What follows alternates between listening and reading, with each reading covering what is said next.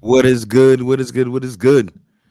It is Sunday, March 13th, 2022. We are the Castworthy Podcast. Two two out of the three-man weave here for you today as El Capitan, El Jefe, asshole number one is on the road doing family things. I'm here joined by the VP of Research. I am What up? PJ Stewart. What up, VP? Hanging in there, man. Chilling. It's good with you. Hey man, I'm feeling good, brother. Feeling good, feeling great. You know what I mean? Glad to hear Think I might be tired out of these streets, man. it. I Yeah, think I man. might be I am too, retired. but probably not for the same reason. You've been retired, dog. You've been retired. Oh, you said I thought you said you're tired. Oh no. Well, I'm definitely tired. I've been up doing a lot of nonsense lately, trying to make shirts and stuff like that. But no, I said I think I'm retired out here in these streets, man. Gotcha. Think Gotcha. Steve would be proud of me. Well, You nah. know, Then again, I don't know because I feel like he wants me to be out here and be dirty in these streets. Well, what you been up to, man? How's the family, man? How's everything going? just hanging in there, man. Just chilling. You know, I got I got some mail I didn't like this week. The damn, Aaron, my wife's in the hospital, with COVID back in January, so those bills are starting to roll in. I'm like, fuck. Mm, So, mm, and that I mean that shit is crazy, man. Like you hear the stories about like medical debt and stuff like that, and I'm like, yo, I get it, because that damn hospital stay, just the hospital bill itself, like looking at the thing the insurance sent, like showing like how much everything was billed, what they covered, stuff like that. That 5 day emergency room stay was 54 grand. So 5,400 or 54 grand? 54,000. And you said 5 days, Yeah, she was in there for 5 days. bruh. Somebody, you gotta write to somebody something Yeah. that is incredible. Like that is crazy. Yeah. And like when you look at the breakdown of the bill, they're basically saying like um there's a charge for like intensive care Hmm. because she was in the COVID wing. So I guess they automatically list that as like intensive care. Right. And then there's a separate charge for like emergency room. And that intensive care charge is like 17 grand by itself. Jesus. Yeah. And that's just the hospital, and then, like you obviously, you get the individual doctor bills because they don't get billed through the hospital. And so those like come in random, like 300 here, 400 there, and so all that shit starts adding up. So I'm probably, I mean, if I had to total all the doctor bills plus like what they're saying the hospital charge, probably looking at a good, I would say, 55, $56,000 total. Wow. Yeah. I don't even know where to begin on something like that. Yeah. And then the shit seems mad random, right? Because I called, like I suck at haggling, right? So I called my sister-in-law, always like, I be negotiating them shits down, fuck that, blah blah. How you So can't negotiate 54 grand? right. I mean that's the total they billed. The Right. insurance paid most of it, you know what I mean? Okay. But Okay. I haven't got the bill for our portion yet. So I only got the thing the insurance sends out showing like, hey, this is what was charged, this is what we paid. You should be expecting a bill around this amount. But Mm, for the individual doctors, they billed us, and I got one of the doctor bills. It was like 460. It was $460. So I called to pay it, and I was like, I asked the lady, like, is there any way to like not like pay this all today? And so she thought I meant like a payment plan. So she starts talking to me about the different payment plan options or whatever. So hmm. when she gets done, I was like, well, I actually don't mean a payment plan. I mean, like, is there any way to lower this amount? And she's Right. like, oh, hang on a second. Let me talk to my biller or whatever. So she puts me on hold for like a minute. She comes back. She was like, the biller was on the call, so I can't get her to talk to you. She was like, but she said if you pay, it was like 415 and some change, which worked out to be like exactly 10%. Hmm. If you pay that, if you pay that full amount today, then that'll clear the bill. And I'm like, damn. So these motherfuckers took off like almost $50 just like that. You know what I mean? I just Right. asked, hey, is it any way Lord is? Yeah, 10%. Boom. Let's keep it moving. Which tells you like these charges are like mad random. You know what I mean? If they can just drop this shit 10% without, they didn't, no sob story, no, I don't know if No I can feed my explanation. kid, none of that shit like that. I was just like, hey, is there any way Lord is? Yeah, 10%. Boom, done. You know what I'm Right. saying? Right. No explanation. No meaning. No nothing. Just dropping it. It's got to be something, some type of relief out there to handle something like that. Like who has 54 grand? Yeah. And like I'm like, man, I could only imagine like, what people who don't have insurance, go through dealing with fucking, medical expenses and shit, man. So That is crazy. yeah. Not to mention, this is a situation where everything essentially was done, quote unquote, right in the sense that, been isolated, been vaccinated, all of these things. And, Yep. you can't control the science of it all. Like, thank God she's here. And then that stint, what I mean, cost 54 grand. Like Yeah. that's that's crazy. Yeah. That's crazy. Yep. I'm glad she's all right. Glad she's healthy. I'm glad you kind of resolving that somehow. Listen, they gonna have to get the treatment like student loans. You ain't getting that shit, buddy. You know what I mean? That is crazy. Yeah. Yeah, Yeah, that man. that that mail would piss me off. Sheesh. Yeah. Medical bills in Oh, this country, boy. Yikes. yeah, and people wonder why the universal thing is such an important topic of discussion. Right. But yeah, we not gonna get into that today. We gonna keep it moving along. Moving to a lighter note, man. Yeah, well, I didn't really want to go into this. I didn't want to be too toxic today. I don't know who's watching, but anyway, yeah, man, I went on a great date, man. Finally, nothing, nothing crazy. You know what I mean? No, random acts of nonsense. Actually, there was a random Random act. acts of nonsense. There was a random act of nonsense. But I went on this date, right? Picked a spot I never been to. I've been there during the pandemic ish where we can like grab drinks and go kind of thing from the Hmm. window. All right, your stuff is there, put the money on the table, or you paid through the app, peace out. I've been there in that sense, but I never been to this place to sit down and eat. Shipyard Pub. It's a place in this bar neighborhood called Canton, which Hmm. isn't friendly to black people at all, by the way. Yeah. But they're a black owned establishment, nice small quaint place, great service. Shout out to Shipyard Pub. Went there. I walk in the spot. Now, mind you, I've had hair for the longest time, right? But I shaved it down like I usually do.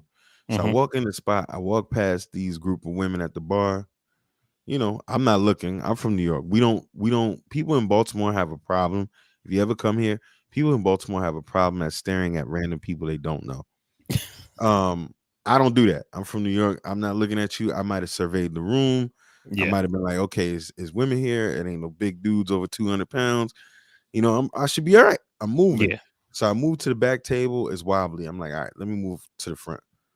Now, there's a group of women sitting at the front bar that I told you about. There's another group in the back. I don't know them. I saw their faces. Didn't look at the women in the front. My Hmm. date finally arrives. Now we're kicking it off. Everything's great. Everything's great. So then I start the women at the front bar. I see one bar. I'm like, do I know her? Like, nah, I can't know her. And then she looks at me. I look at her. She looks at me. I look at her. Like, damn, I do know her. But her whole hairstyle's changed. Like last time I saw this person, you look like a totally different person. And I'm sure you can say the same about me because I had Yeah. a head full of hair. She didn't recognize me when I walked in. I didn't recognize her. Right. But I'm on a date. I can't say nothing to you. I went out on a date. This is a person I went out on a date with who only communicates via text message, right? But doesn't hit me unless I hit them. I recognize that early. I'm not gonna sweat you. I'm cool.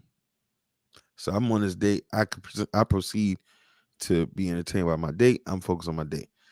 The person now walks past, gives a subtle hi, give the little quick hi, like, hey, keep it moving. Mm-hmm. Long story short, my date goes phenomenal. It's great. Moving on. I think I'm out. I think I'm off these streets.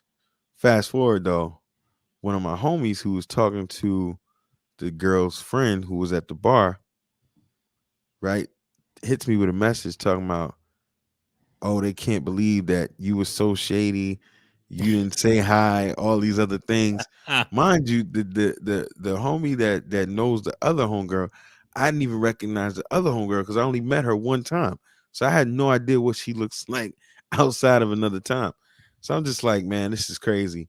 And it got me to the notion of this whole ghosting thing because she had said at some point I ghosted her. And I'm like, ghosting is when you absolutely don't respond to somebody's correspondence. It's right, not when I text you, you tell me you're gonna hit me back, and you never do. right, You ghosted me. exactly. And I'm like, I think the problem today with some of these women of our ethnicity, speaking specifically to what I know, because that's all I deal with in our generation, is that the difference between men and women. When my homeboys is messing up, I'm gonna tell them one time, dog, you fucked up. Yeah, And then I'm gonna move on because I don't care. Whatever you do at that point, you decided as a man, that's what you're gonna do. right. Women, what I see, you know that your homegirl doesn't communicate with me unless I communicate with her.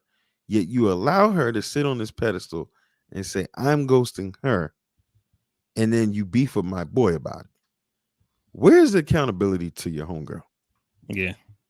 For them, I mean, they, like they make it seem like it's us who do this shit, but like they're more ride or die, like women, you know. And so Exactly. it, if something's going on or whatever, like that chick know, because I mean, the friend has probably texted this woman and didn't get a response, so she know what time it is. You know what I mean? Exactly. But Exactly. because it's you, she's making it seem like this shit don't exist. Like like you're the one who fucked up. You know what I mean? And you hit it on the head. That's precisely the difference between men and women. Women will defend their homegirl throughout bullshit no Hmm. matter what. They will even defend random general women they don't know. Yeah, You could tell them a story about what a female did to a guy. "Oh, I don't think a woman would do that. yeah. I don't think Or women are capable." they'll go a step further and then like start like inventing you be like, oh man, this chick like cheated on dude and then she keyed his car, da da da, like this bitch is crazy. And then they be like, What did well, he do? how do you know that he didn't do, whoop whoop whoop? And it's like, well, we don't know that. All we know is this chick, set his car on fire. You know what Right. I mean? As if that's excusable because Right. he cheated. You know what I mean? So I just that I just thought about that. But the most positive thing from that day, man, like I said, finally, I believe I hit the jackpot. You know, we gonna see. Steve doesn't like to hear that because I think he likes to live vicariously through me. But we're not gonna talk about him too bad while he's not here. Yeah, But shout out to me and hopefully definitely, man. getting this thing right one time. Hey, Uh, you know, but hope you got many more. many Like with more this good. person, I mean, not with like not a bunch of randoms. I mean, Yeah, I had many more before that, and it ain't really worked too well. But yeah, but anyway, I'm sure the kids are gonna love that story later yeah. because they can hear me. But anyway, man, Benji's man. Let's start with some Benji's man. What you been watching lately? For me, I started Upload, which is that show that Steve turned me on to on Amazon Prime. The new Hmm. season, I don't know when it started, but I saw it was available last night. So what they and Amazon is still putting out like their full season. They're not doing like the 1 week at a time thing like Netflix. I guess their money long, so they don't got to worry about that. Right, but right. but I watched just the first episode or whatever. So, like most first episodes kind of bring you up to speed on what's been happening and more setup and things like that. Not really too much happening in that. And then But you've already watched season one. yeah, I watched season Okay, one. okay, Yep. okay. And then the other thing I watched was the Batman, the new Batman joint. Started in the movie theater Talk last about it. weekend. Talk about it. It was stuff that I liked. It was stuff that I didn't like. Hmm. I didn't think it was bad. A lot of people have been saying, I've been saying online, saying like, oh, I think, of course, like Michael Keaton is like the nostalgic, like he's always going to be my Batman, you know. Hmm. But I've been seeing a lot of people saying like this new, like non comic-y Batman, like the Christian Bale, Hmm. I was about to say Bruce Wayne. I mean Ben Affleck, and then now Pattinson. Yeah. People have been saying they think Pattinson was the best, and I don't know. I'm still rocking with the Christian Bale thing. I didn't like the voice thing, but Where is he? yeah. But but I overall I liked it. There were some things I didn't like. One, I didn't like the suit. I didn't care for it at all. Hmm. And then there was like he was wearing like this fucking cargo thing on his thigh that didn't make any sense. He never used it once though. Hmm. So I'm like, what the fuck is it even there for? Yeah. Yeah. I didn't like the inconsistency in the suit where like the hallway scene, which was probably the best fight scene in the movie, where he's getting shot like point blank. Nothing happens. Suit's like fully bulletproof, Yeah. and then later he gets shot in the chest and he's unconscious. It's like, wait a minute, did that scene not happen earlier? You know, Yeah. Yeah. Yeah. um, yeah. So but I like to your point that you mentioned. I don't know if it was on here or in the chat. The like the detective aspect of it, I Hmm. like that part a lot. It kind of felt like it got back to like original Batman in that part. It wasn't Hmm. like global terrorism until the end. And then the other thing I Right. didn't like, it was too fucking long. It was. It Like was way too long. yeah, 3 hours was ridiculous for that movie. Like, especially for I get it, like Endgame was 3 hours. I think Infinity War was almost 3 hours. But you're talking about a 20-year series of movies that's like wrapping up this whole interconnected thing. Yeah. This is a single, character movie. 3 hours? Like, come on, yo. Yeah. It definitely could have been cut at a certain point. Um, but to a lot of your other points, this is going to the true detective lane of comics. I don't know if it's going to stay rooted in a non superhero world. I think we'll see that element uh next go round, but I think he'll tease. I think Reeves might tease it, but do it in a more realistic way. Hmm. And the other thing about it too is the inconsistencies are definitely there. Like I was pissed off when he jumps on the building and he has a moment where he's afraid of heights, where it's like, okay, year one Batman maybe, but Right. either way he was never really afraid of anything.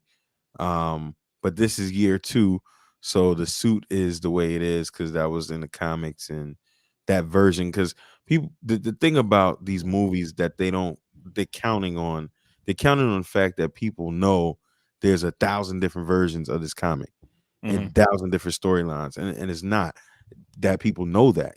People just know what they know. Hmm. So, but yeah, I think acting wise, Pattinson did one of the best jobs in portraying what this Batman was supposed to be. Hmm. He gave you the emotion, he gave you the depth, and I think outside of Affleck and Keaton, this was the first time that Batman, his character was the main focus. My issue with Bale is that he's never been the focus of any movie.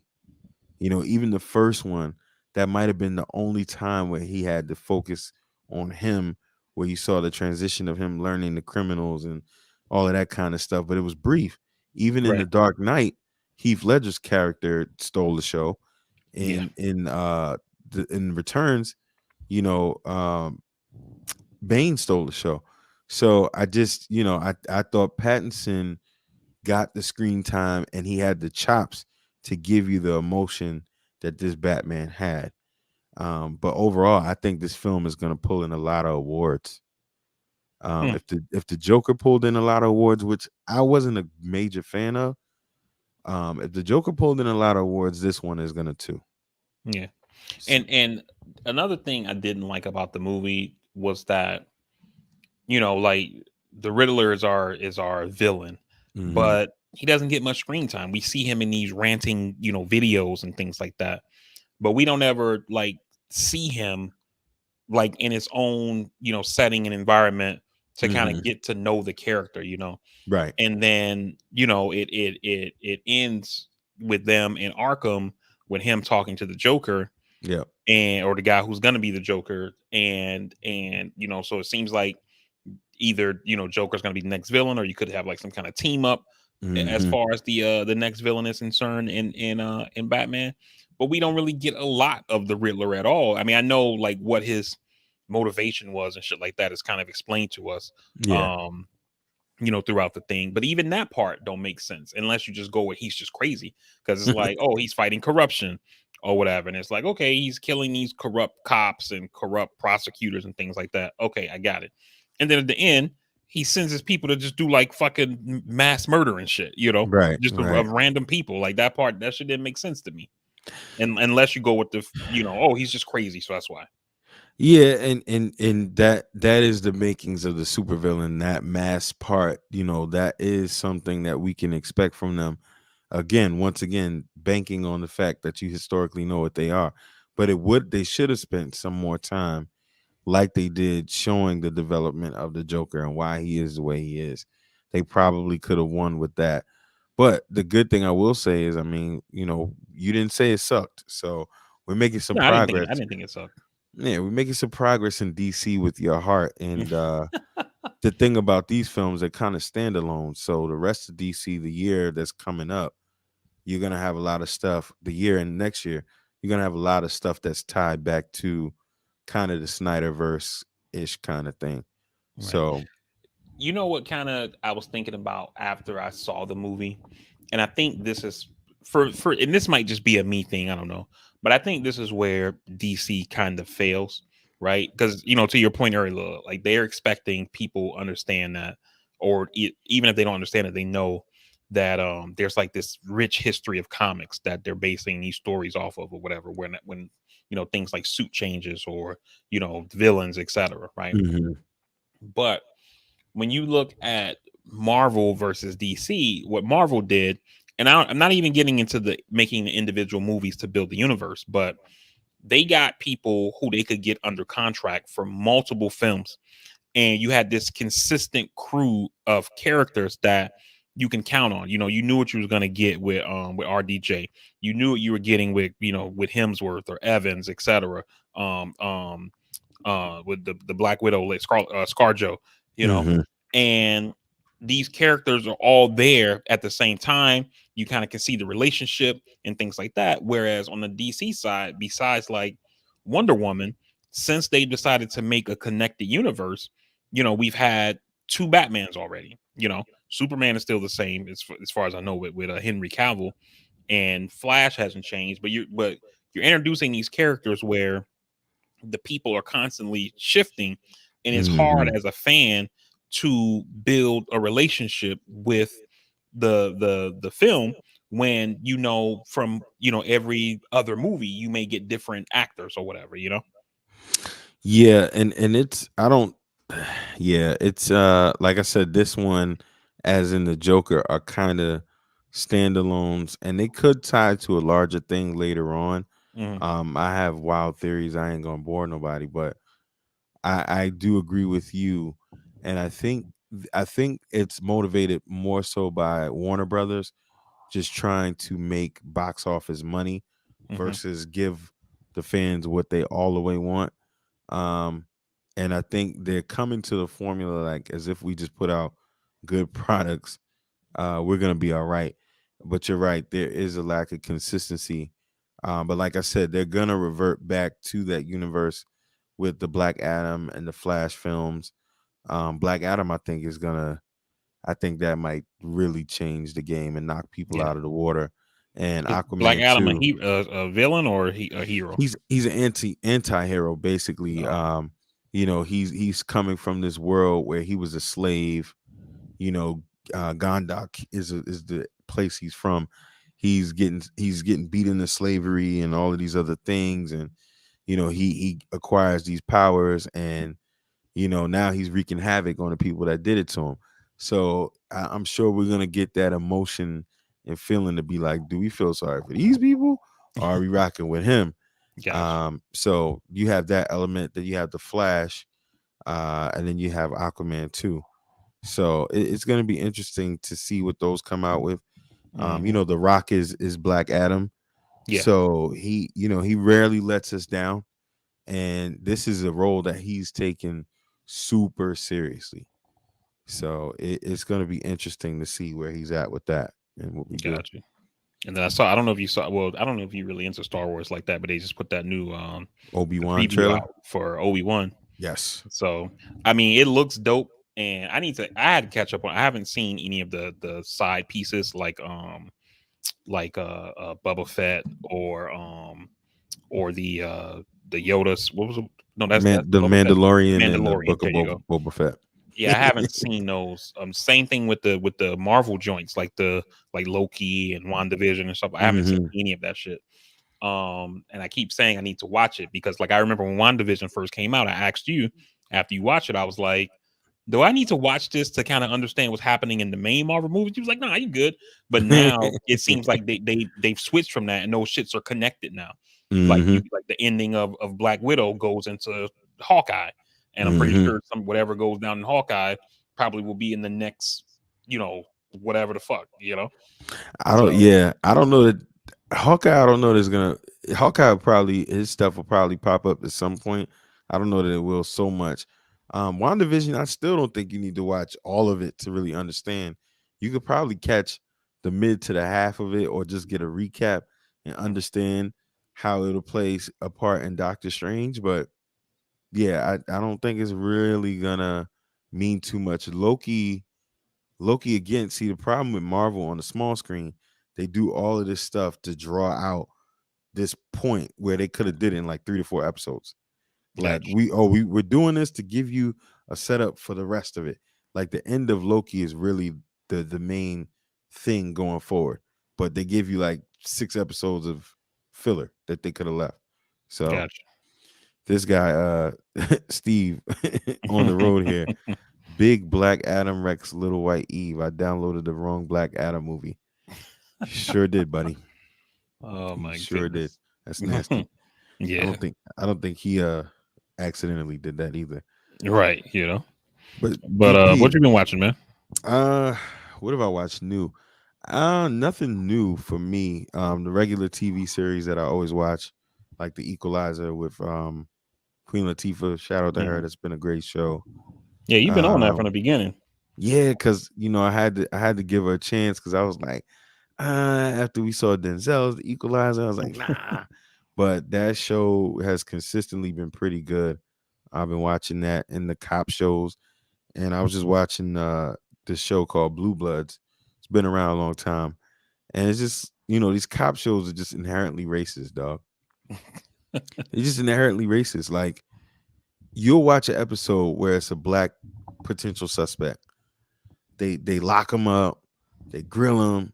He don't get no second chances, nothing.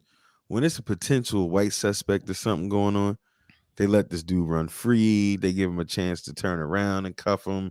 It's just they had an episode last night where the spouse actually was in question.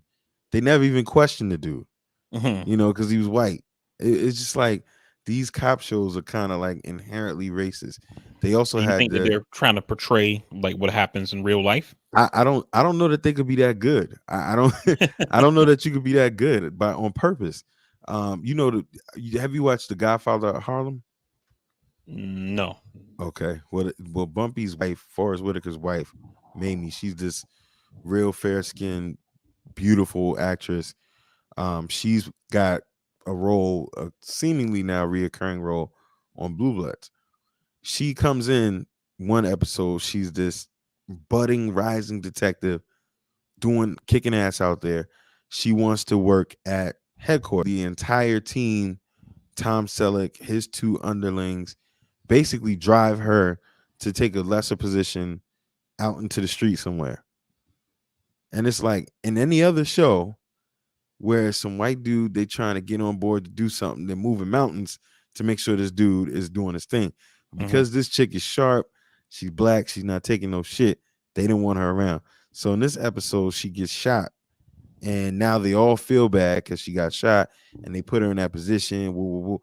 And I'm like, the undertones of what's going on Yeah. is so bad here. Like, this is probably what black women have to face all the time because Oh they're yeah. coming off to these people one way, but they're really just on their shit.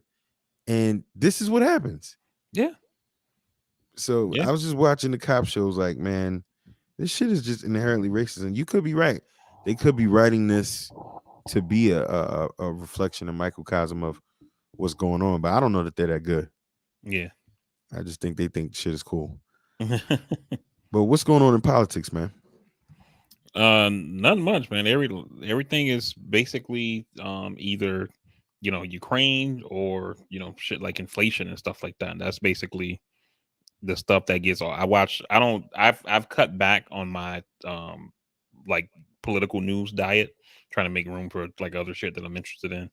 Plus the shit just makes me angry. So, you know, but anytime I do watch a show in the last 2 weeks, it's been like Ukraine from start to finish, and then Mhm. sprinkle in a couple of little stories like, oh, let me let you know this also happened, but we're not gonna like dive into it.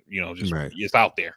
you know so but that's basically what's been going on there, man. All these sanctions, and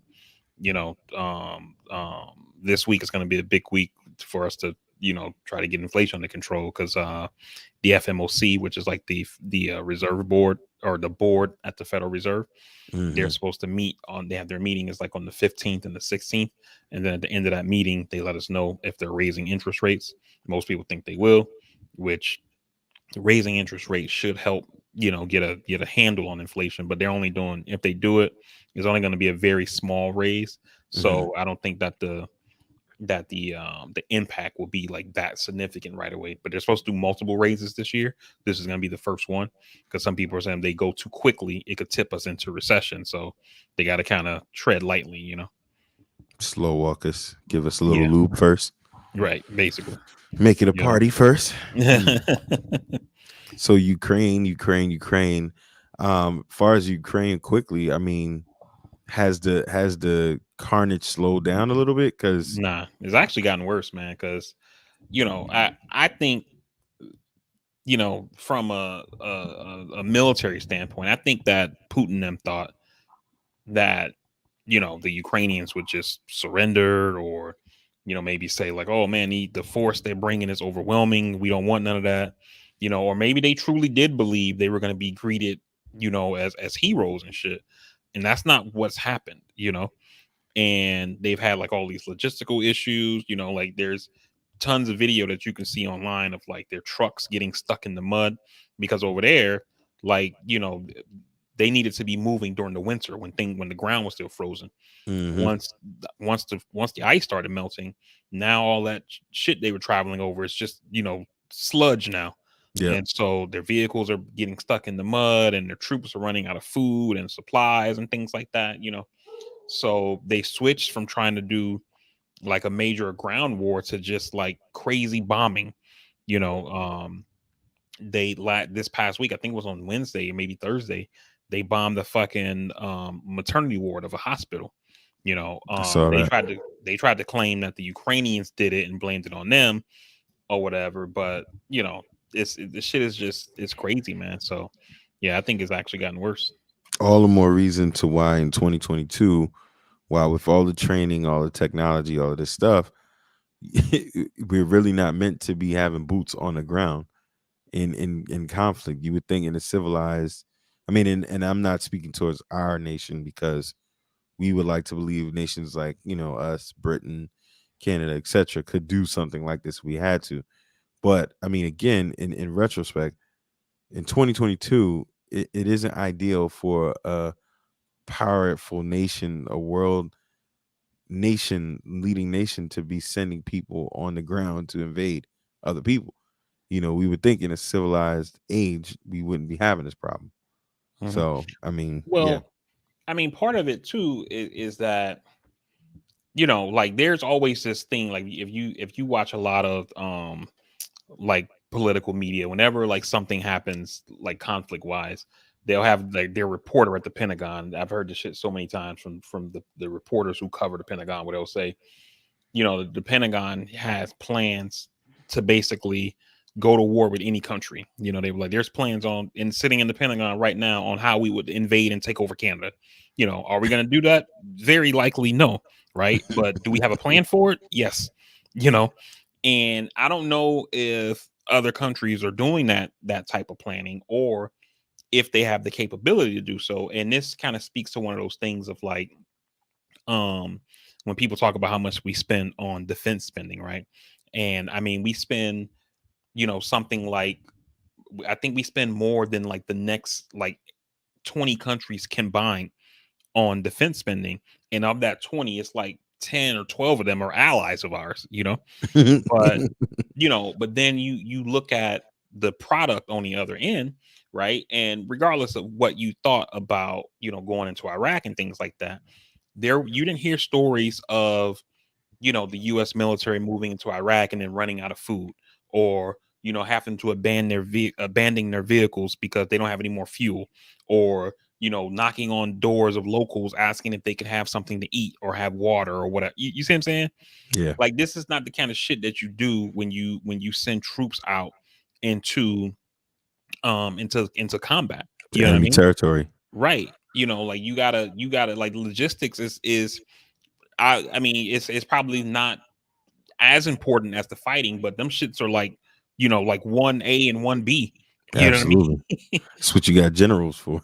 Yeah, and so like it just seems like they're just piss poor planning on their side, that just got everything like all fucked up or whatever. But then also, you know, they didn't count on the Ukrainian people to be like, yo, fuck that, like, we're not just gonna come in here and lay down and let's take over our country. Right. And not to mention, from all accounts and all reports, shit, the guys in the military, the Russian military, are like, probably they're not dying on the shield on this.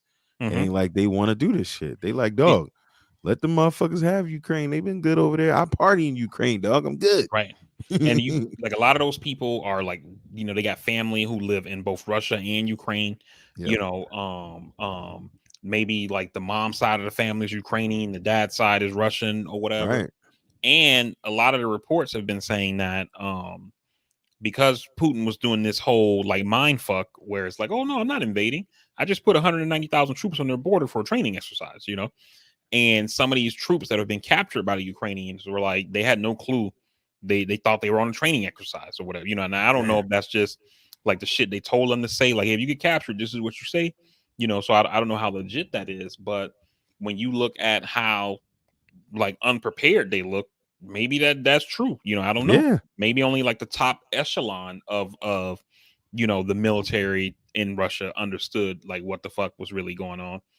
Um um, and factor in that Russian troops are conscripted, right? They don't have an all Yeah. volunteer military. Yeah. So Forced into these that shit. right. So it's not like people, regardless of what you may think about like the people in our own military, right? Like, these are people who join for whatever reason, whether it's for money to go to college, they couldn't find a job, whatever the fuck, right? But these are people who volunteer to defend their country, versus people who are being told, "Oh, yeah, you're the right age, go sign up," Yeah. or you're in prison, so we're gonna just put you in there, that kind of thing, like that. You know what I mean? And that makes a difference in the fight.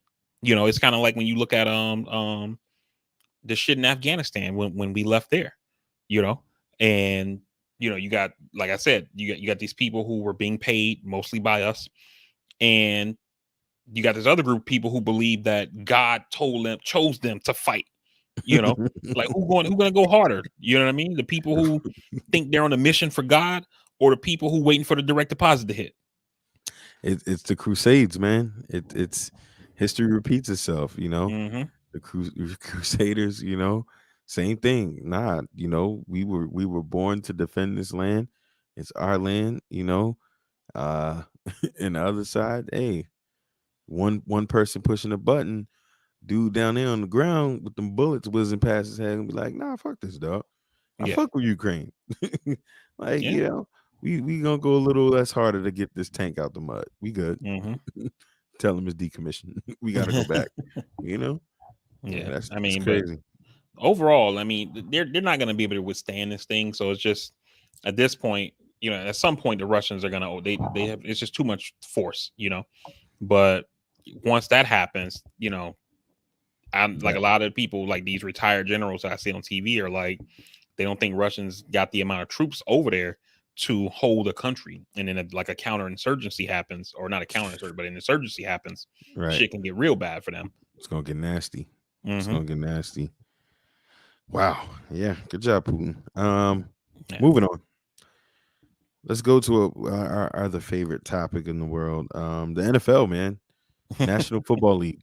Some big moves, some re-signings, free agency stuff going on. Dolphins up to fuckery as usual. But Russell Wilson, a Yeah, Denver Bronco.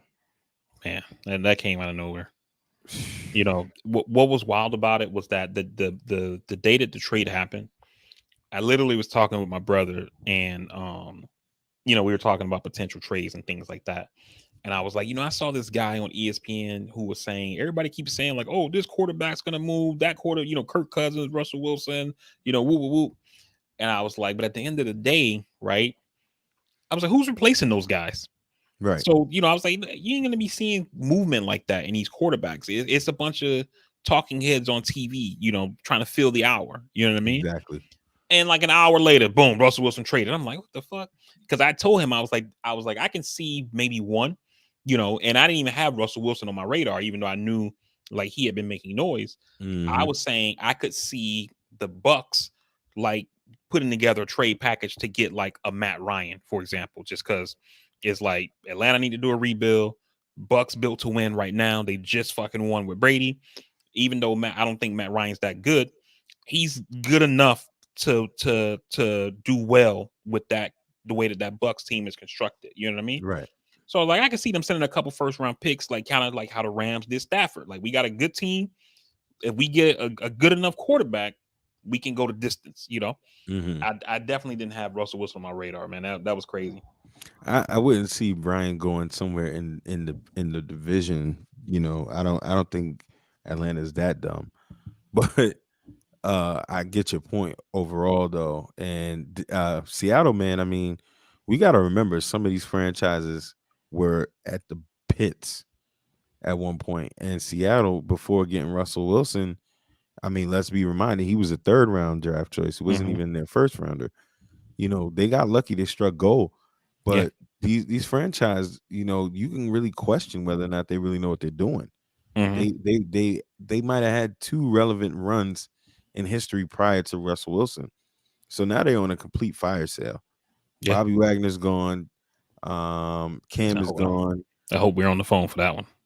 for Bobby Wagner. Yeah. Our linebacking core is not that good. And I hope that we pick up a guy like a Bobby Wagner and still draft a linebacker as well. Yeah, But yeah, and then I don't. have I don't have that any that faith in what veteran leadership trying to coach them up, build them up. I don't have any faith in what y'all gonna do. Yeah, I don't Like either. where y'all could have kept this ship running.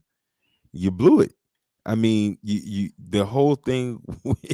It's gonna take y'all if y'all have any success. And I'm digressing, and I'm gonna get back to Russell. If y'all Hmm. have any success, it's because the players in your locker room want to play with sheer pride. Because you got rid of that guy, all of this shit comes out. It's just nasty over there. And then Yeah, you still got Tua, who the jury's out. Is it the management that doesn't mess with him? Was it your coach? And your coach has said, I ain't had no problem with him, dog. yeah, So it's the management. So now you got all of this stuff going on. You're lowballing Gesicki. This guy now has to fight for more money because he was a wide receiver and you want to pay him tight end money. Hmm. it is looking nasty in Miami right now, and I love Yeah. every minute of it. Love every and minute of it. and and again, not to move too far for Russ, but I think that you're right as far as the Flores thing. Me and my brother, again, we had this conversation. We're both Dolphins fans, and he brought this up, and I said, I don't think Flores, like the whole, like, oh, Flores didn't want to, or he wanted to draft Herbert. One, in Flores' contract, he had control of the 53-man roster. So if he wanted Herbert, that's who they would have drafted, right? I think the Dolphins wanted Tua, and then once they got him in a building, they soured on him. You know what I mean? And at the end of the day, all whatever happened. I agree. I think we're doing some fuckery with the Gasecki thing or whatever, but yeah, part of the problem with the Dolphins is that they got Chris Greer. Chris Greer's been GM for 7 years, and the last 3 years he's been like officially the GM, because before, in those 4 years before, while he had the GM like title, it wasn't really him making these decisions. It was Tannenbaum Yeah, and some of these other guys like Jeff Ireland and shit like that, who were the VP of football operations, and they were the ones who kind of really were running, like who we're signing, who we're drafting and shit like that, while Chris Greer was kind of GM in name only. So, and I think Chris Greer learned from that we're not going to go out and keep signing these big name people to these huge fucking contracts, and we don't get no production out of them, i.e., Ndamukong Suh, you know. yeah, yeah, And so he's been doing fairly well at trying to manage the cap, trying to make sure we got draft capital and things like that. But we need to turn that shit into something, because at this point, I'm tired of fucking watching the playoffs and not rooting in the playoffs. You know what I mean? yeah. And the other thing that really truly hurts y'all with the Flores situation is any free agency potential. Landing any marquee, while you don't have to pay for those guys, it's still going to be slim pickings, because even the B and C tier level guys may not want to fuck with y'all because of what's going on. Yeah, So that's that part. I But agree. Russell Wilson going to Denver, like I said, Seattle's on a fire sale. Hmm. They're gonna be shit. Pete Carroll's not gonna be there long. I can see him No, going back to college or retiring in the very near future. So not much to say about them. But what are your thoughts about Russell going to Denver? before that, real quick, I Mm, also didn't understand why they didn't try to trade DK Metcalf. It's like, they he don't probably want. are. They I mean, they, probably they are. might be. Maybe we haven't heard anything, but I'm They like, probably are. if you're on the fire sale already, you already got these picks for Russ. You're letting Bobby Wagner go, who's the anchor of your fucking defense. You might as well just get rid of DK2, load up on even more. You probably get a good, one, maybe a first and a third, Yeah. the two first, something like, what I mean? You can get And see the problem with DK Metcalf that I see, the asking price is going to be too high, because if you just let go of Russell Wilson for two firsts, we're talking about a proven potential Hall of Fame quarterback, the cornerstone of your franchise. Other teams are looking at you like, well, you're desperate.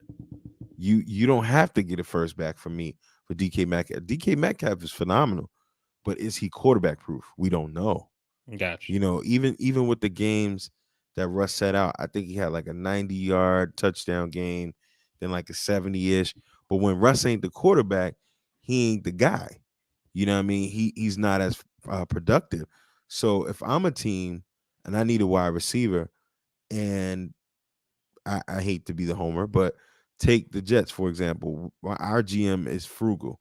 He doesn't want a big contract. He doesn't want to pay for somebody now, and he loves his draft capital. So if I'm looking at a DK Metcalf, he's probably looking at it. I don't even want to give up a second, because I got 1 year. While he only has maybe 1 or 2 seasons. He's looking at it. I want to build guys because I trust in my formula. I'm gonna build through this draft. I'm gonna trust on a new culture. I'm gonna trust on new guys. It's plenty, and wide receiver has become like running back. You can get great guys now, second, Yeah. third round. So I'm gonna get a DK Metcalf that's one emotionally on the field, all over the place sometimes, penalties, and he checks out of the game. And he's also proven not to be quarterback proof. So am I really gonna throw the house at you guys who are desperate right now? Nah. I can see maybe a Washington, going after him or something like that, where they feel like they're one piece away on offense, maybe because they're playing in the division where you got to think they were giving teams fits with Heineke, one guy at receiver, not really a lot of offense. I can see a Washington maybe throwing the house at them and getting a DK Metcalf because now they got Carson Wentz, so you got to give him. That's another thing we talk about. You got to Hmm. get him somebody. So, but I don't. I think the asking price at this point, I think they've shot themselves in the foot. Gotcha. If you only got two first rounders for Russ, and then Dallas just sent Amari Cooper for some peanuts, you know what I mean? Who all by all accounts, while DK Metcalf is a physical specimen and looks better, his numbers ain't much better than Amari Cooper's. Gotcha. So I think the market, the trade market is sheesh. And then there's some wide receivers in this draft. There's some Yeah. guys. There's some This guys first round. this receiving core, or not core, but this receiver talent in this upcoming draft is very, very deep. Exactly. So I don't know. I think DK Metcalf eventually forces his way out, but I think the asking price will be third to fourth. I'd Mm, be highly surprised. I mean, I can see it all ways, but I'd be highly surprised if a team gives Seattle a bailout. Because gotcha. at this point, I think it'd be a bailout. But Russ in the AFC West. What are your thoughts on that? So my thoughts on that, on the Seattle side, I understand the trade Russ wanted to get out of there, etc. I think they didn't get enough. A quarterback of his caliber to only get two first round picks. I mean, I know they got a second and some other, like a late, I think it was like a fourth or fifth or something like that. But I mean, you're talking about a Hall of Fame a potential Hall of Fame quarterback who's won a Super Bowl MVP, gone to a second Super Bowl where he lost only in his ninth season, in his prime, basically, Hmm. and you only had to give up two first round picks to get him. That's a Hmm. steal, in my opinion. I mean, Yep. they They got they gave fleeced. up two first round picks for Matt Stafford. They You know what I got mean? fleeced. Yeah. So that's from the Seattle side. On the Denver side, I think it was an excellent trade, man. Excellent, excellent trade. And to your point, you look at what they gave up. They gave up their tight end in No what was his name? offense. Fant. They gave up Fant, and while that dude was nice, this draft is loaded. I'm hearing there's good tight ends in this draft too, and Yep. it's easy as a fan, a person who watches the game, be like, yeah, they just go get another tight end. I mean, I know you can't just replace guys like that where it's just plug and play. You know what Hmm. I mean? But sometimes if you get a guy who is good enough, but then you add that to an elite quarterback, right? You get this player who can go on another level. And you know me, I love to use the Wes Welker example. In Miami, Wes Welker is nothing. He goes to New England and he looks like a Hall of Fame receiver. He Yep. leaves New England, goes to Denver. He looks like a Hall of Fame receiver. What's the difference? In Miami, fucking I think we had Fiedler back then, Hmm. or Feely, whatever. I don't even remember his fucking name. But or maybe it was Chad Pennington. I don't remember who we had that the year that we had Wes Welker. But then he goes to New England, he's playing with Tom Brady. Goes to Denver, he's playing with Peyton Manning. You know, and so if they go out and find a good enough tight end in this draft, or maybe somebody in free agency, whatever tight ends are out there in free agency, you combine that with a Russell Wilson and they can replace Fant's production, I think. So I think it's a phenomenal trade for Denver. You got people talking about Von Miller potentially going back there to get back on that defense. So that AFC West is loaded now, man. You got damn Mahomes, Russ, Herbert, and David Carr, who's no slouch. You know what I mean? But that's Hmm. you know he's fourth in that division now, just because of that. And Yeah. that loaded with quarterback talent in that division now. It definitely shakes up. It definitely has. To your point, I mean, Noah Fant was a first round pick, late first round pick. Um, this year, I don't know that you have any first round tight end picks, but when you look at a guy like Mark Andrews, who was a third rounder, you can find the tight end. You got a couple of guys. You got McBride, Trey McBride out of Colorado State. You got Rucker from Ohio State, Ferguson, who's Wisconsin. A few guys on that board, and then the backup tight end that they had, when Fant was down, has Hmm. shown, can't think his name, but he's shown that he can step in and play. So and even with Fant, being he's a first rounder, the contract implications coming down the line, maybe, Denver's like, all right, we gonna move that. So like you said, I think it was a phenomenal trade. Other than Seattle got fleeced, but you know, um, AFC West is going to be super competitive, Hmm. and the implications on the rest of the AFC is the problem because now you had this Denver team that was just shy of this, just shy of that. The defense is phenomenal. They got the best defense, I think, between them and is Denver. Yeah, I think between them and Oakland, not Oakland, Vegas, they had the two best defenses. Except the Chargers now just got Khalil Mack because Hmm. they're realizing, okay, we can have this high powered offense, but we got to get in this fight on defense. So now Right. you get Khalil Mack that's going to harass these other teams' quarterbacks. So that division is going to be super competitive. Hmm. That now puts strain on an AFC North, which is also going to be fairly competitive depending on who Pittsburgh can get to come in and take over the mantle. Then you got our division, which you're gonna have Buffalo. It's gonna put a lot of strain on Buffalo Hmm. to do well because all the other teams in our division, other than the Patriots, which you can never count out, Buffalo has to really show and prove because they worked so hard last year. They were knocking on the door. They should have advanced, but they didn't. So now Right. that puts strain on them.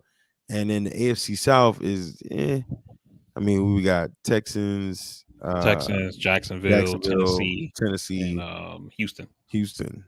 No. Yeah. So Or Colts. we don't know. We said No, no, Texas no. and Houston. Yeah. So Houston, the Colts, Houston, Indiana. Tennessee, Colts, and Jacksonville. Right. Exactly. And nowhere in that division is anyone really expected to make any noise.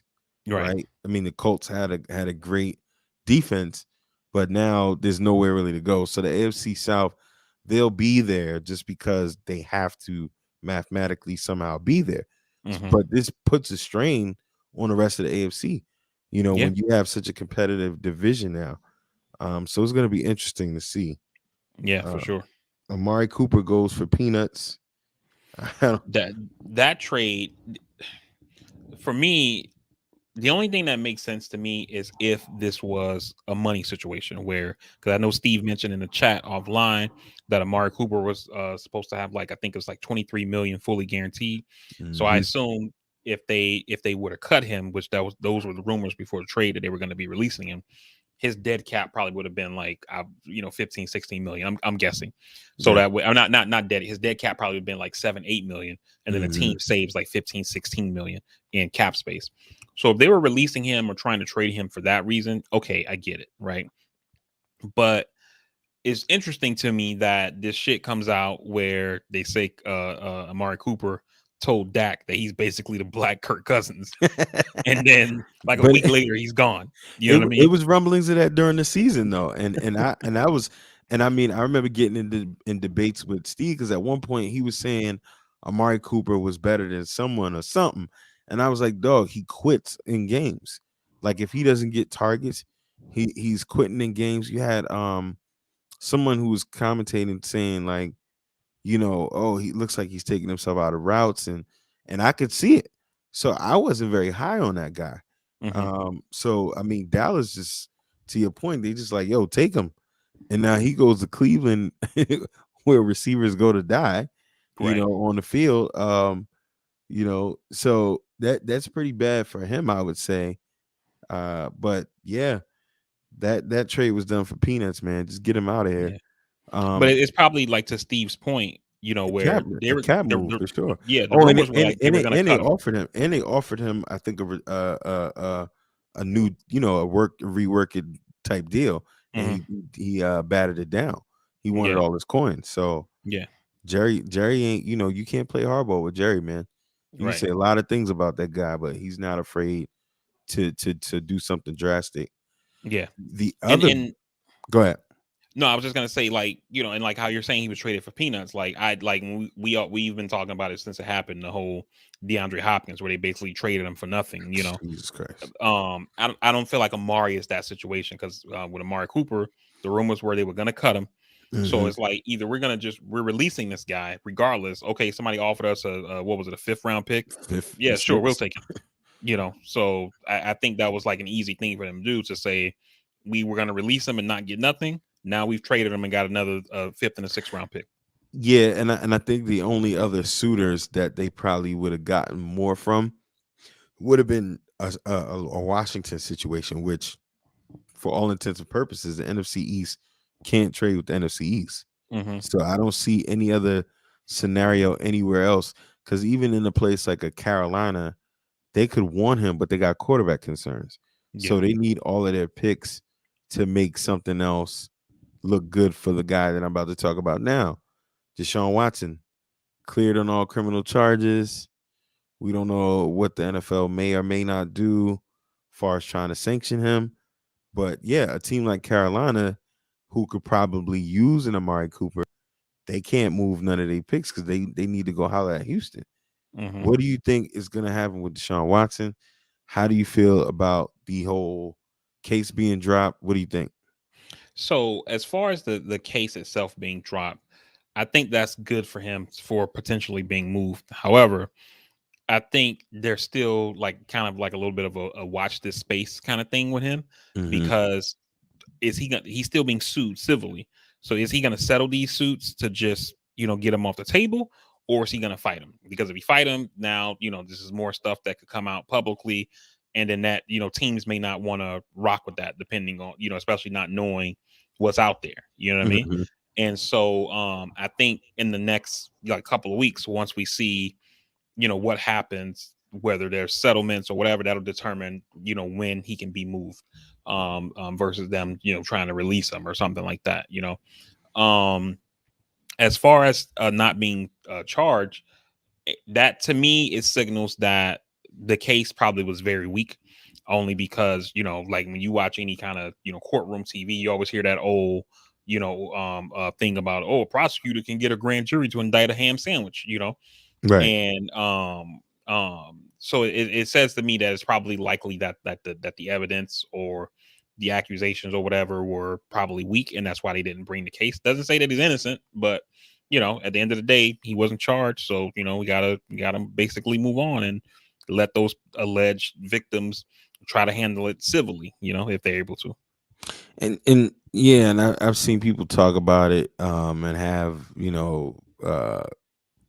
feelings about it. I mean, we've been consistent on this pod to kind of say it's been looking suspect from the beginning, right? And Hmm. we're a podcast that says, all people do not deserve to be believed, but they deserve to be heard, right? Hmm.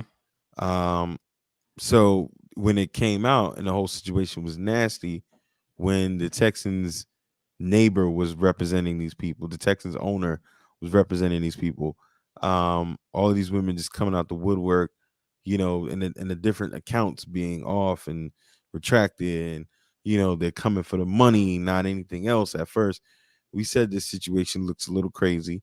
Um, but Deshaun Watson, obviously there's some kind of smoke in this situation, but Hmm. necessarily did he do anything that they're saying he did is the real question. Like, hey, look, if he's a freak boy and he likes to turn over on his massages and he paid you for that, that's a conversation between y'all two. You know what I mean? But did he do these things with criminal malice? Right, far as we know right now, the court says no. Hmm. So Yeah, I mean, I the whole situation was just like kind of, the whole thing was wild, man. At the end of the day, I'm pretty sure he's happy that that aspect of it, that particular lane of it is over. mhm, But but yeah, as far as the football itself is concerned, though, I think the Texans will try to move him, a place, you know, where exactly? I mean, there's places he can go, I'm pretty, but he has no trade clause, So at the exactly. end of the day, He has even though to they want to prove it. move him, it's not like they can, pull a Amari Cooper and send him to Cleveland. I mean, I'm not saying Cleveland want him, but to my point, you can't just put him in the shitter. You know what I mean? Because he He's has to gotta sign prove it. off. Yeah. Where do So you think yeah, he's so that, going? uh, I could see they probably won't admit it, but I could see like a Tennessee, Tennessee doesn't want Tannehill. They're saying exactly what we had in Miami.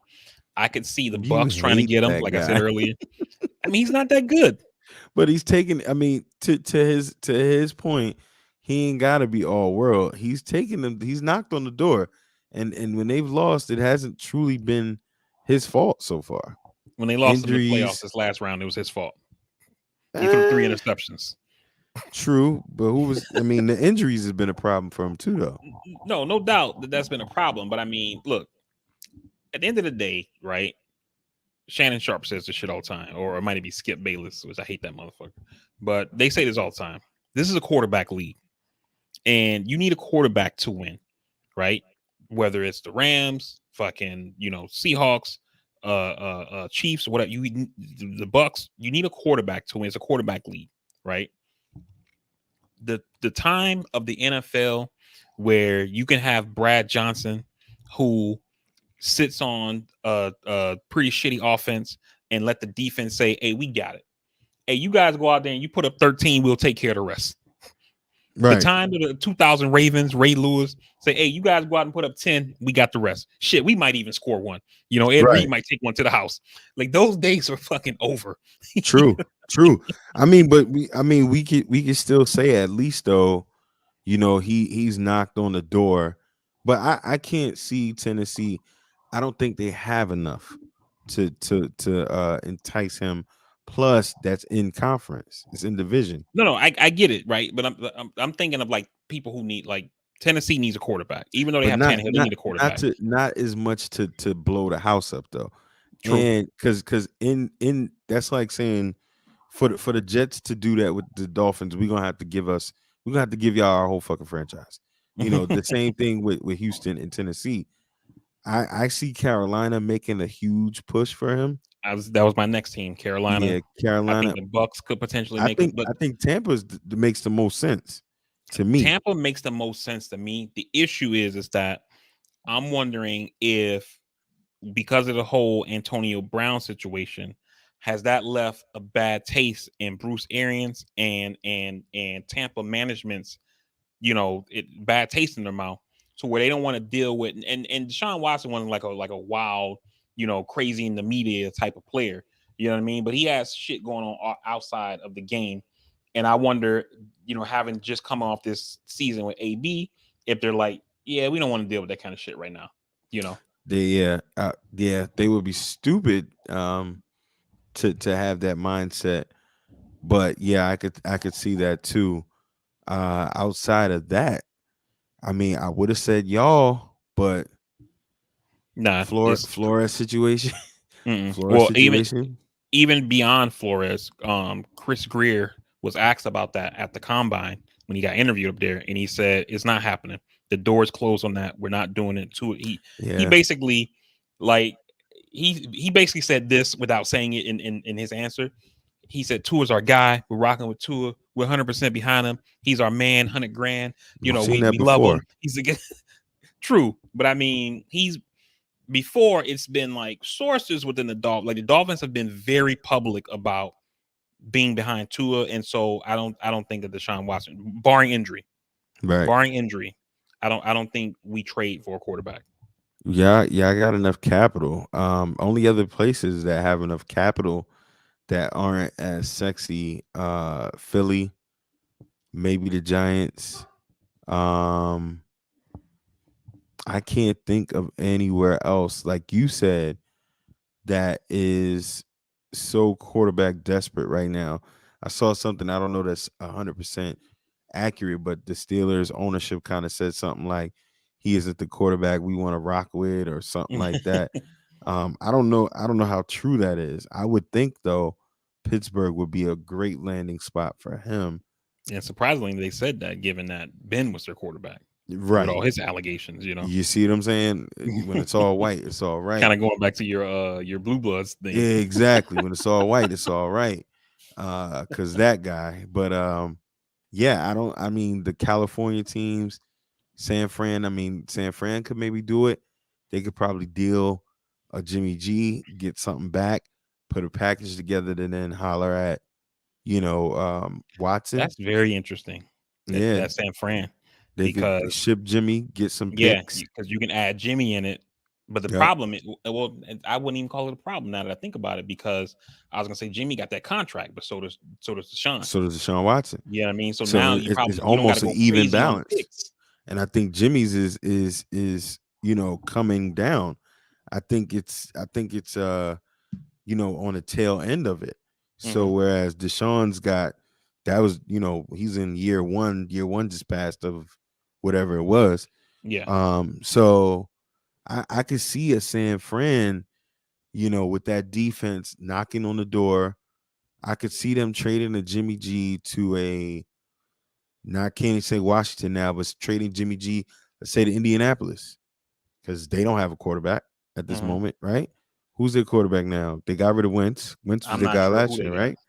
So Um, because Wentz was their guy last year, right? yeah, Williams was the guy last year. They traded him. So Wentz is gone.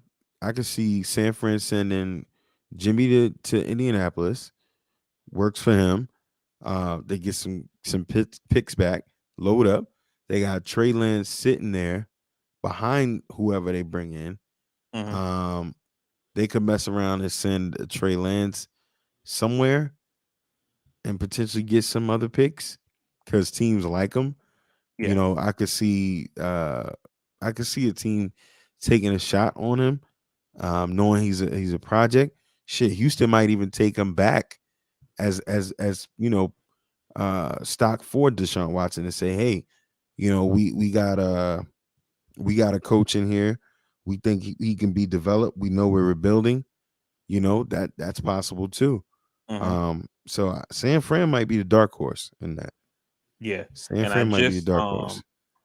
I just pulled up Spot Track, which it lets you see Contracts. players' contracts, Yep. and it looks like in 2022, Jimmy G's got a 26.9 million cap hit Hmm. with his base salary and bonuses and shit like that. And for Deshaun Watson, his 2022 cap hit, ooh, it's 40.4. Sheesh. I mean, but yeah, I mean, it's if you're talking San Fran and you can make some other moves to round it out, Yeah. and then there's a possibility where hey, sign and trade if he's waiving the trade and he's waiving the clause and he's approving the trade, he might be a little friendly, restructure that contract. Maybe. I And then you mean, gotta think though. I mean, Aaron Rodgers is getting what 50 now, 50 mil a year now yeah, 50. with the new contract. You gotta think you're asking yourself as a franchise, is he on that same caliber level? And if the answer is yes, you're going to take that 40 mil. Yeah. And then also with when you look at the two contracts, Jimmy G is a free agent in 2023, whereas Deshaun Watson has 3 more years left on that deal. 2023 at Exactly. 42 million, and then I guess there's a potential out after 2023. But if they didn't get out of the contract, 37 and then 32 in 24 and 25. And if you're San Fran, I mean, you were right there. You were knocking on the door. You were right there. If you have a Deshaun Watson versus a Jimmy G in this position, you load up in the draft, you get a little bit better. You're knocking on the door. If, Mm. if your if your goal is to win a Super Bowl, right? It don't matter how much you got to spend to get there. You're Yeah. knocking on the door. So I That's mean that's that, what I that say. When I kept hearing people like on Twitter and shit talk about, oh, the Rams gave up so much, that team's gonna be fucked in the future. I'm like, who cares? They won. You know what I yeah, mean? Like at the end of the day, like they won a Super Bowl or whatever. Like we worry about the rest of the shit when we get there. And as much shit as I know you don't fuck with the Heat or whatever, right? But that's one thing I love about Riley. Riley is constantly trading picks for players. Like there was a point where we didn't have a first round pick until like I think it was like the 2025 draft. We had one not last year, but the year before, but that was only because of a trade that we made. But for our mm, own picks, we didn't have a first round pick in the NBA draft until like 2025 because Riley just been trading them shits away, acquiring players or whatever. Now, granted, we haven't won since LeBron and them were there, but we've been going to the playoffs, went to the finals in the COVID year or whatever. You know what I mean? Like at the end of the Yeah. day, fans want to see you win. Fans aren't sitting there thinking like, "Oh shit, we got these picks." Ooh, like fans don't look at draft capital Another like that. They're project. looking at wins. Yeah, I mean, and to I get your point, and not to poo poo it, the NBA always say with first rounders is a lot less meaningless to me than the Yeah, NFL, but the theory, yeah, I mean, get do what you got to do. We want to win right, now. You know what I mean? It's a right. fire sale. We want to win now. They gave up And- 6 first-round picks to build that team the Rams have now between Jalen Ramsey, um, um, Matt Stafford, yeah. and who's the other guy they gave up first for? Um, Oh, not Odell. no, it wasn't. I can't think of it right now. But because they gave up 2 first-round picks for Jalen Ramsey, 3 for Matt Stafford, and they traded a first-round pick for somebody else. I can't remember who. and then But you got to at the end of the think, day, they won. yeah, and you got to think, they got a guy like Cooper Cup who wasn't a first rounder. You know what I'm Right. saying? So you can build that team to do something. I wouldn't be surprised if a San Fran, and then you got teams like Green Bay that wasted a first rounder on a dude in Love who's not gonna play for them Nope. now for the next 3 to 4 years. Yep. So it's crazy. And he's done because he's not going to be the guy. No, You know, like unfortunately for him. at the end of the day, when Rodgers is done, they'll end up trying to either trade him or they'll just release him and go back in the draft and pick somebody up. Yep, unfortunately for him. Yeah, Um, his only hope, and I don't want this to happen, but his only hope would be if Rodgers got injured for right. him to get in there. Like he would have to come in there and like pull like a Brady over Bledsoe type of thing, Yep. you know. But Mhm. other than that, his and we might be witnessing the same thing. Might be witnessing the same thing with Trey Lance over in San Francisco. Yep. Yep. And I think some of those guys get dealt one way or the other, or like you Hmm. said, they end up in backup purgatory. Yeah. Speaking of giving up too much, NBA Philly traded for Harden. Um, I think it was Steve that was saying they gave up too much. A lot of Hmm. people saying they gave up too much. Philly gave up too much rather to Brooklyn. They make this trade. Harden comes in. They're winning games. They're winning these close games. All of them, mind you, at the free throw line. Okay. Hmm. Embiid is playing the Knicks. He's got 20 free throws before the first half is done. And they barely win that game. Yeah. Harden at the free throw line. Same every game that they won thus far. Then they go to Brooklyn, and Brooklyn plays these guys and plays defense. No fouls. Granted, Embiid had like 20 something fouls by the first half, Hmm. and they get blown out. What do you think about this Harden move? People saying we see him playoff Harden early. What do you think about it coming down the stretch? I think that I think they did give up too much to get Harden. I mean, Harden is a top level elite player, no doubt, but you kind of I don't want to say blew up your team, but you gave up a shit ton to get this guy, and you're not getting what you would expect to have given up so much to get him, right? Mm-hmm. Also, we've seen in the NBA when you build these kind of teams like that, these super teams and shit, they're not successful at first. They take some time to kind of, get going. Speaking as a Heat fan, when Wade, Bosh, and LeBron came together. So Right. there's probably more to be seen here. However, we're in March. You know what I mean? And so the playoffs are right around the corner. It's not like these guys worked together in the off season and then had camp and then preseason and then they spent, November kind of, knocking the dust off, getting chemistry down and shit like that. And then by the time you get to like February, they're rolling. You know what I mean? You just put these guys together in February, basically, and the playoffs Literally. are about to start. And Right. so, I think that it's going to be a problem. It may be better next year, but I think it's going to be a problem this year. But I definitely think they gave up too much to get Harden. Yeah, and I mean, like it seemed early that they gelled and that it made sense and everything, right? But when you look at it down to the line, Embiid is a stud, man. He's Yeah. he's he's a stud, no question about it. He's gonna deliver, but Harden lives at the line, Hmm. and teams and ever since they've adjusted these rules, teams have been seeing that hey, if you give this guy some room, he might miss the shot. Yeah. And the reality is, I don't think anybody's going to be able to do anything with Giannis. Hmm. Even though this guy is on a one-man wrecking machine again, I think they're going to be the team to beat. While Brooklyn just blew out Philly, Kyrie could still be a question mark going down the stretch as far as being healthy, as far as being there. We don't know. They look good, but they don't play any defense. Games are up in the hundreds. It's nasty. So I still think Milwaukee is the team to beat. LeBron's out there in LA struggling, but they're still in playoff contention. So you have to think he's still a threat.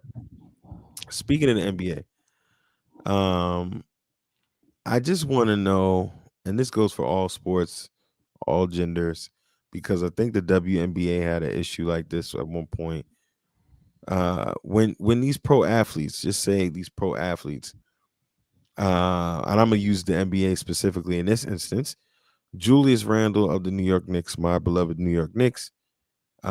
His wife recently caught a little backlash from our fanhood. She came at one of the creators of the best, in my opinion, the best Knicks outlet of news and media, Knicks Fan TV. She came at CP the franchise rather, about a tweet that he had, basically calling him out, saying that he doesn't care about NBA stars and their families and things of that nature, right? She tweets this guy, comes at him. They get into a little altercation on the internet. Not even an altercation, but a back and forth. And this thing goes deep, as in Julius Randle doesn't like Knicks Fan TV, even though it's a podcast created for and by Knicks fans who love it. They support it. It's a great show. And I just want to know, at what point do these pro athletes, male, female, whatever, non-gender, whatever, when do they start to tell their spouses to get off of social media? Get off of social media. Stop atting the fans. Stop atting the people. Get out of the drama. These guys get critiqued enough. They got enough stuff going on, contract issues, losing, whatever it is. They got so much going on. Leave these people alone. Stop tweeting. Put your Twitter fingers down.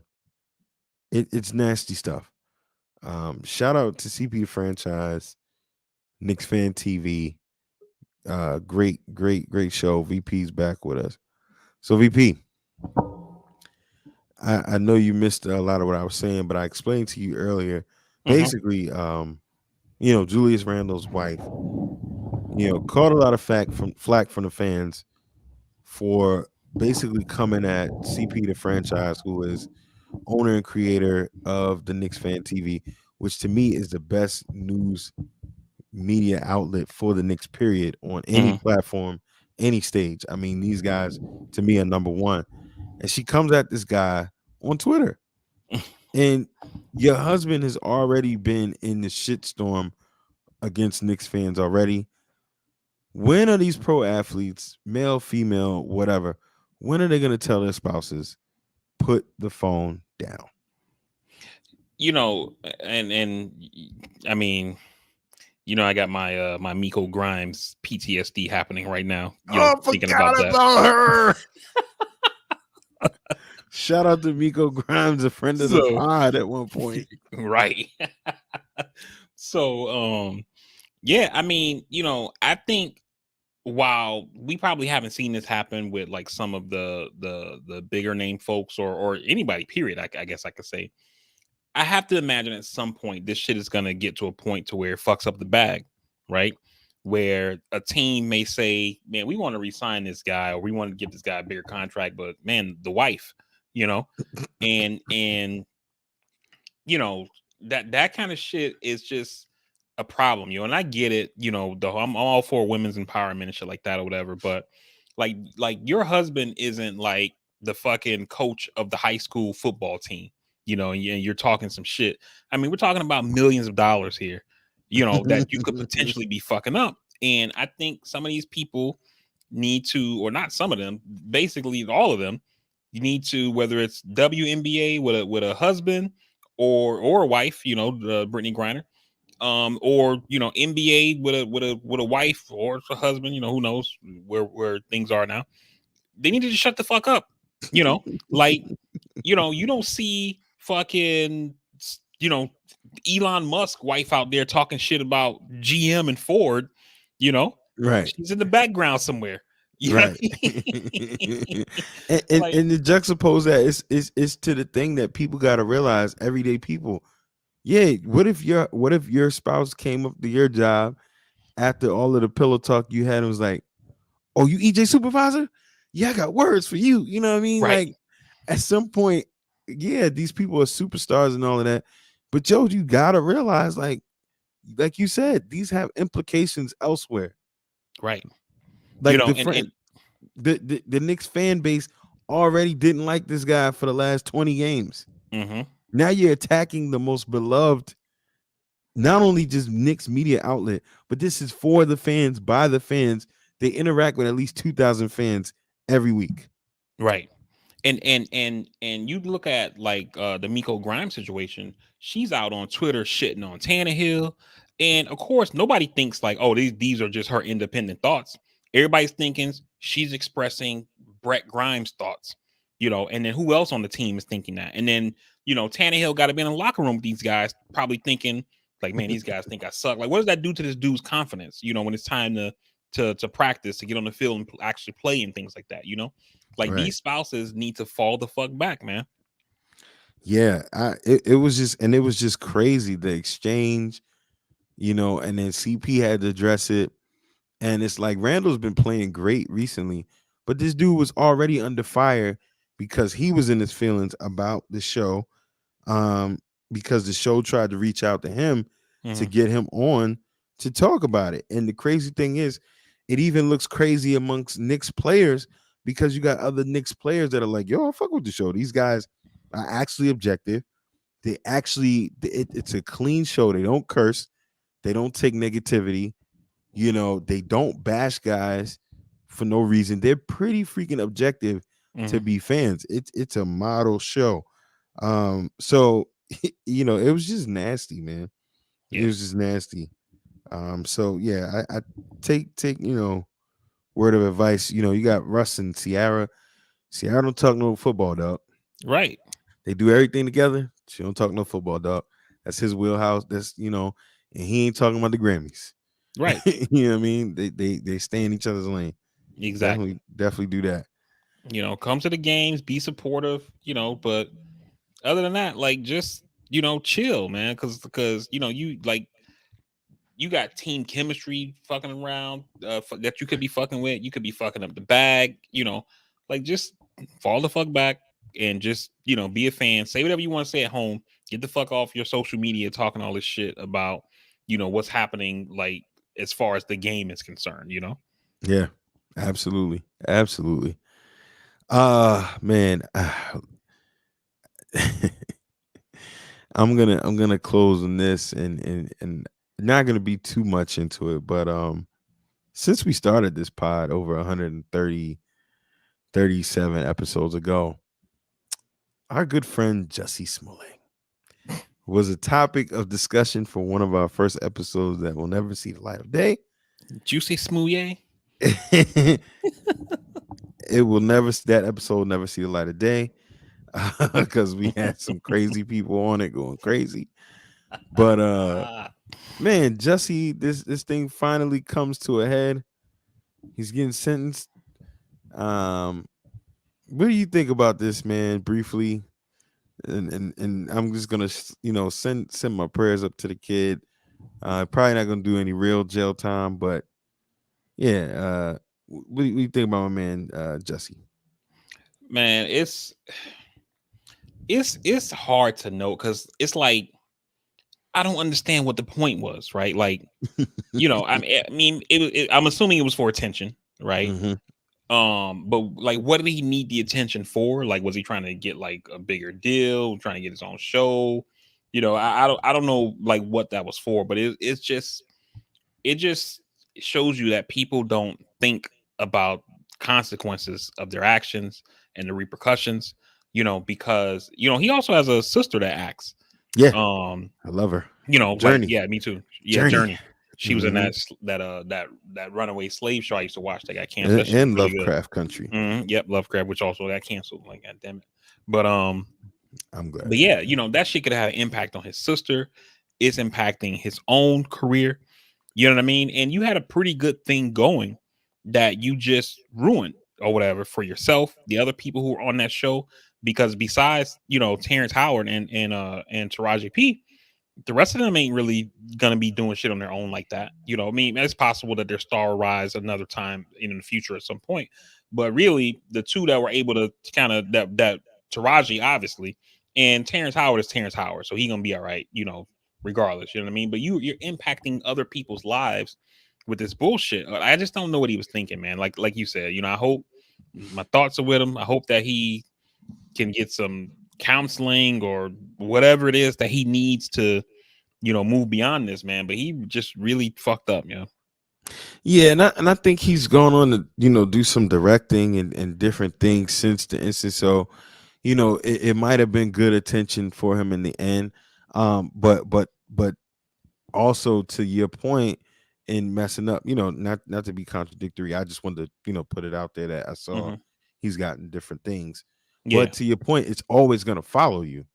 You know what I mean? It's always gonna you fucked up in a sense, especially it's always gonna follow you. It's always gonna be hmm, a topic of discussion. Black people are never gonna forget it. The American people are never gonna forget it. right. It's nasty, man. And speaking of his scandal, self-inflicted scandal, can you think of any other scandal in which the star brought this upon themselves in this manner?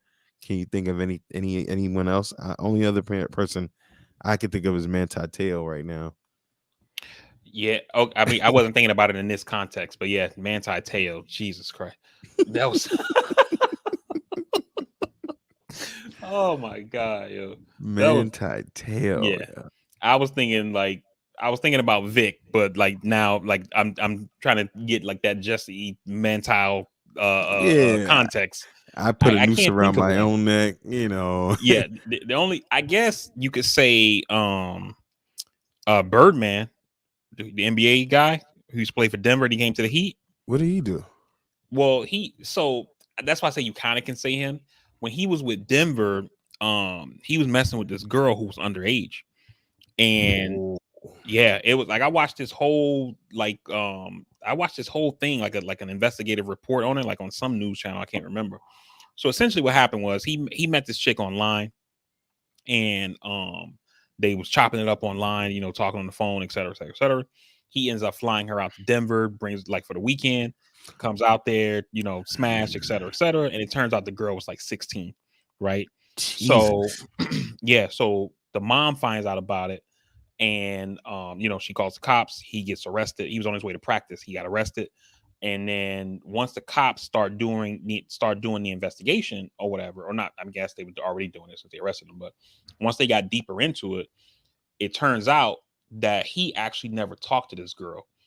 The girl and him were both being catfished by this person in Canada. So she was talking to both of them. You know what I mean? So all the text messages, all the phone calls, is all the girl in Canada working both ends of it or whatever. And then the only time they actually ever talked to each other was when he picked her up at the airport and brought her to the crib. You know what I mean? But And so okay, but at that point, you took me for a loop on that one. yeah. Jesus, I kind of remember that, but I didn't. His legal team is pretty damn good, and I'm sure. Where did he fly out to? Florida, he said, To or Denver. to She was Denver. like from like LA or something like that. And he flew her out to Denver for the weekend. I'm pretty sure he only got off in some degrees. Some degrees I could see a state like Denver, because a lot of states and the statutory age is like 16. Yeah. So Like I'm not sure what the age was like for yeah, consent and where yeah. things went down. I But could the probably whole guarantee. Yeah, the Yeah. whole thing with her being a minor was like, that was like the crux of it. Yeah. And then I guess it helped his case the fact that he actually never talked to this girl. Until she got there. I mean, Yeah, Jesus right. Christ. Until I she got mean, there. at some And when point, they showed a picture of the girl from like the time in this thing mm, that I saw, I mean, she didn't look 16. You know what I mean? But mm, at this, they don't matter how she looked. You know what I mean? She was 16. You know. But I think the fact that both of them were being catfished by a third party is what really probably, the age of consent and whatever it is in Colorado, and this catfishing situation is probably really what saved his ass. yeah. Um, wow. Yeah, I didn't think But about that's why that he piece. that was part of why Denver let him go. That whole thing happened, they let him go, and then once he got cleared, he wasn't on the team, and then the Heat ended up signing him that year. But Right. that's what led to all of that. Damn. I remember that, but I didn't remember that. But yeah, that damn. That speaks to a larger issue that I was going to talk about briefly. Um, yeah, that whole part of this child is 16 years old, even just moving and traveling like that. And it's funny because my 11-year-old said something to me the other day. They had a robotics tournament and stuff. And she was like, yeah, she was trying to order something from this person. Hmm. And she was like, I hate ordering because I hate talking to people because it gives me social anxiety. Hmm. I was like, what the fuck did you just say? What the fuck did you just say? I was like, at 11 years old, I couldn't spell anxiety. Right. You know what I mean? And to that point of everything, I think between the internet, um, just a lot of things, man.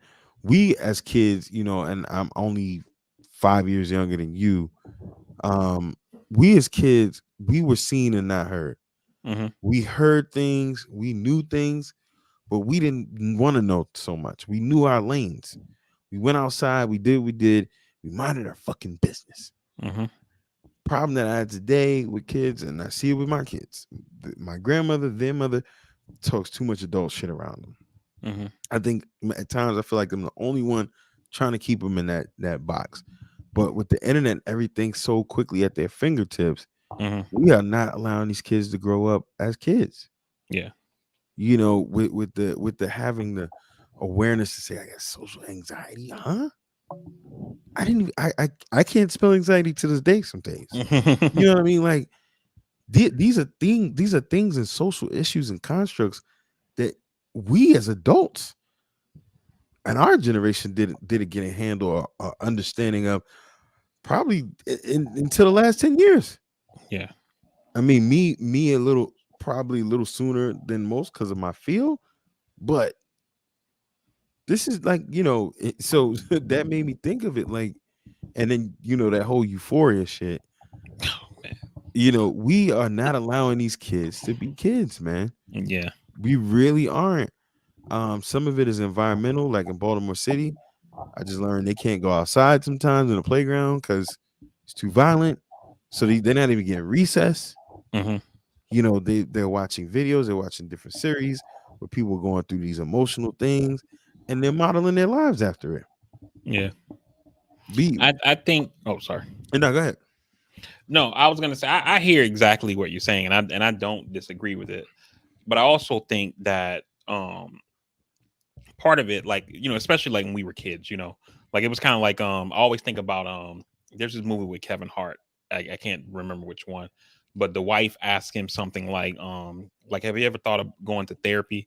And he's like, baby, black people don't go to therapy. We got barbershops, you know. Right. And the shit was funny, and it it does have a sense of truth to it, right?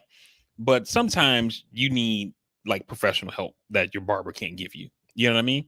And I think with stuff like that, maybe some of us as children may have been. I, I'm hesitating to use the word suffering because I think that might be like a step too far.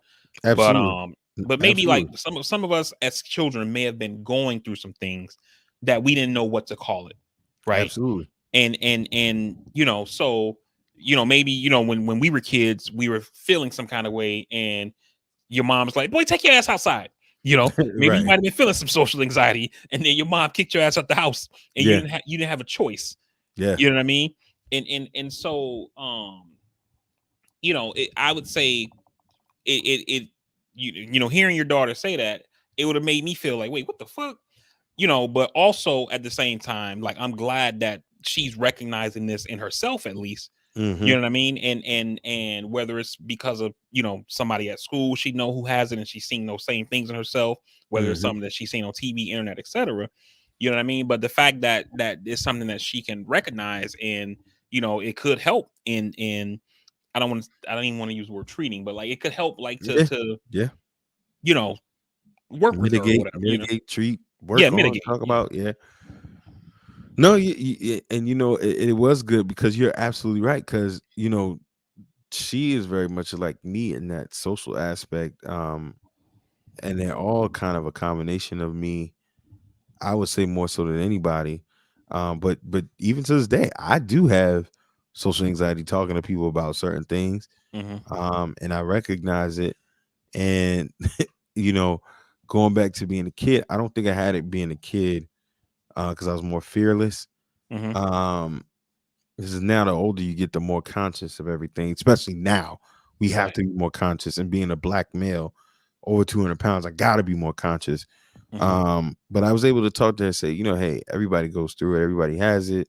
It's okay.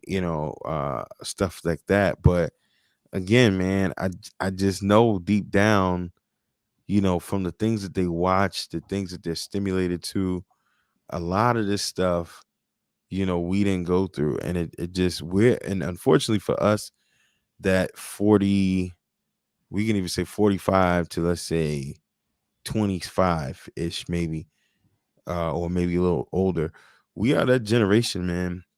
And I would say maybe 45 to 35, or yeah, 45 to 35. We're that generation, man, where our parents, we're the last of those kids, the latchkey kids, figured out Hmm. kids.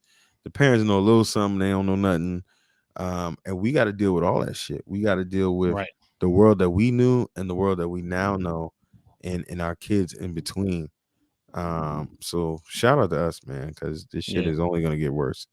And like, even hearing you describe that whole, like, like a child stay in a child's place kind of thing, I can remember times where, like, my mom would be on the phone with, like, one of her friends or my aunt or something like that, and then, like, she'll be talking, but she know I'm there, so she's trying to, like, whisper, but she's Cold feeling some kind of words way. and Yeah, you know what I mean. And so, like, I'm watching TV, but I'm kind of like looking off to the side, listening, and then mhm. she be like, and so this motherfucker, hang on a second, go take your ass outside or something. Go do something. And you're like, oh, okay. I guess I'll go ride my bike.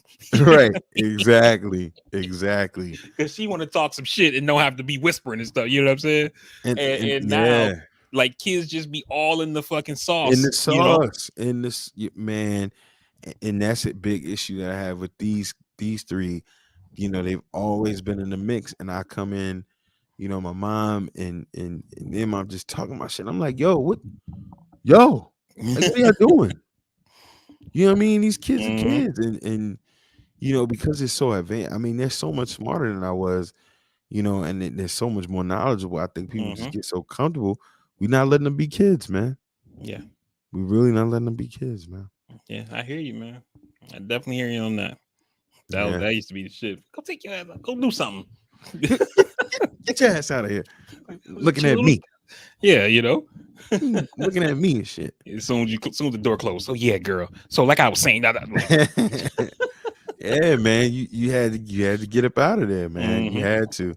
So that was my little soapbox that 'cause I wasn't gonna bring it up until you said something about Birdman, but Yeah. yeah, that was my little soapbox for today.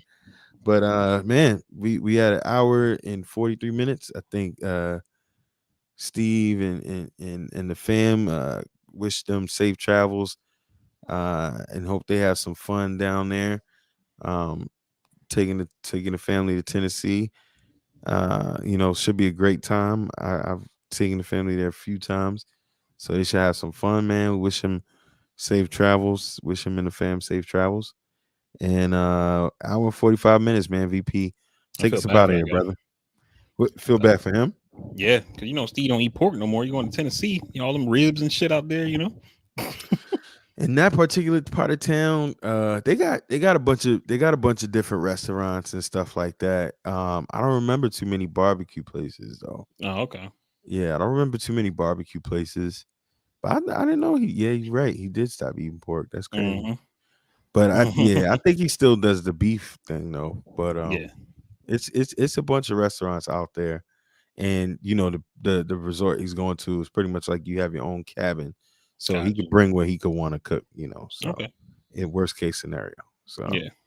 but That's cool. shout out to them. Safe travels. We wish y'all good time. Drink it up a little bit. Don't leave the food out for the bears. Yeah. Yeah, man. For real live bears. I co-sign on all of that. And remember, you're in Tennessee, so keep it on you. But Stay ready. You ain't got to get ready. You know what I'm talking about? right. Yes, indeed. you know but hey, we definitely appreciate everybody who rock with us, who listen live on the episode this week. We definitely appreciate you taking time out of your Sunday morning to listen to us talk about what's happening out there in the world. And for those of you who will listen once the episode posts, we appreciate you taking that time as well. While you're there listening to us, wherever you are listening to us, go ahead and drop us a like, subscribe, share, comment, follow. You can find the podcast on all podcasting platforms. Just search Castworthy. Also on our social media, you can also find us by searching Castworthy. On Instagram, it's at Castworthy_podcast. And if you check us out on any social media, go ahead and leave us a like. It helps us with those algorithms to reach more people, to kind of grow the pod, grow the audience. And so we would definitely appreciate if you can do that for us.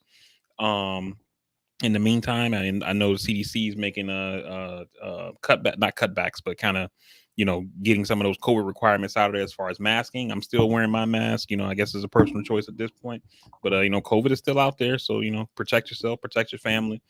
And, as we've been saying the last couple of weeks, make that phone call, send somebody that text, reach out to somebody, let them know you're thinking about them. You just want to check in, see how they're doing.